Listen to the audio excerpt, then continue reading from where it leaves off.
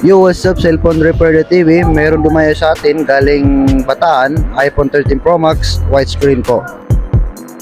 Madami na po akong nagawang ganitong issue dahil common issue po ito ng iPhone 13 Pro or 13 series.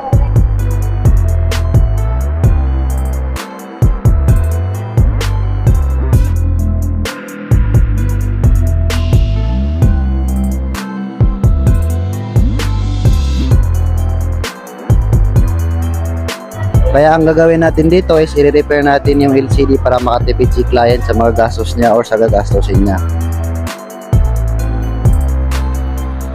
Kaya ngayon, ititest po muna natin kung okay na po ba yung LCD ni client or widescreen pa rin.